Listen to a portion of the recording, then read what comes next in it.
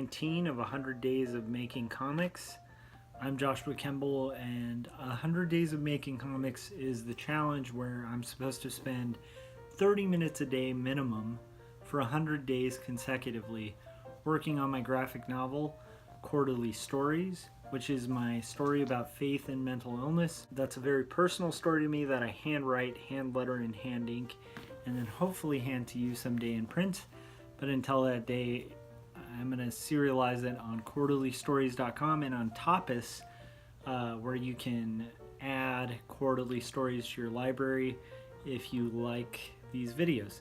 So today is Tuesday. I just got back from playing rock and roll on Rock and Roll Tuesday, which was really cool. The downside is our drummer was out, but it's mainly because he was sick.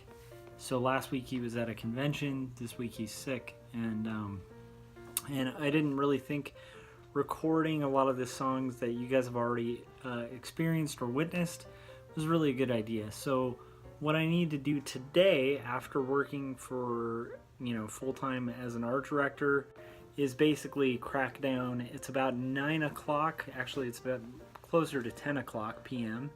and I just need to do my 30 minutes.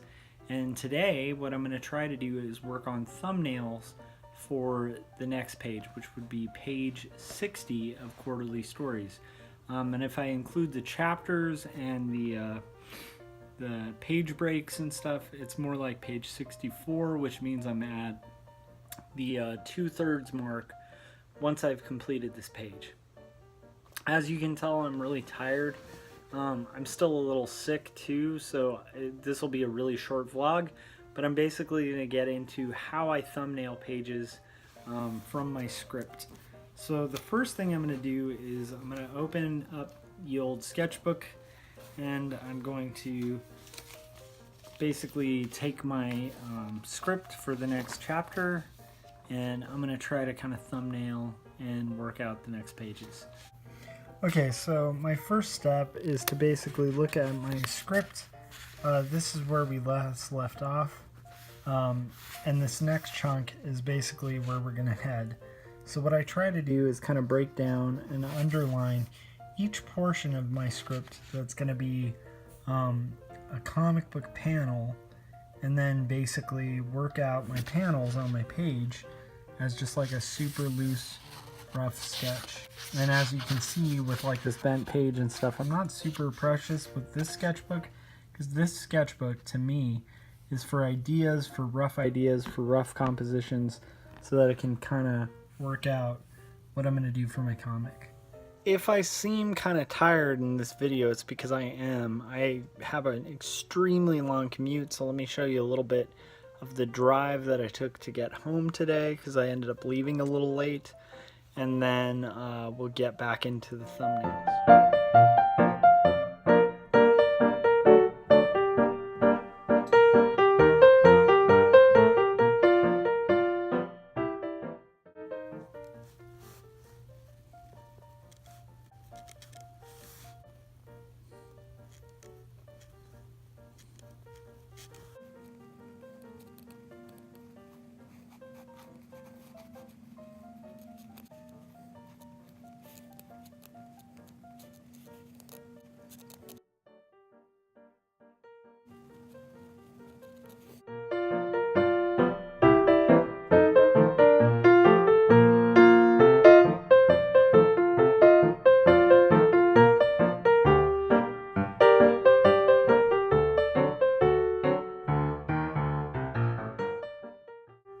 Okay, so basically this is a page that's describing the specific symptoms that come along with a panic attack.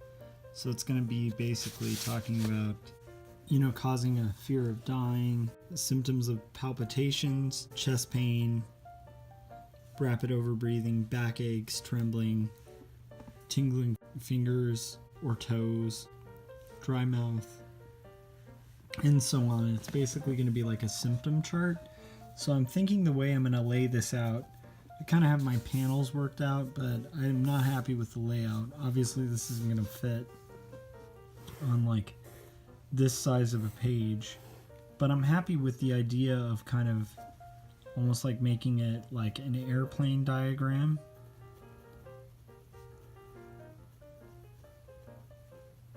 Just with like the rounded edge corners and like really simple graphics that sort of break up the story.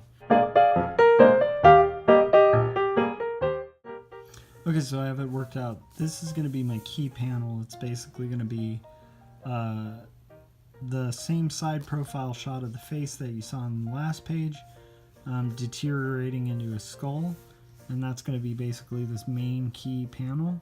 And then it's going to go 1, 2, 3. I'm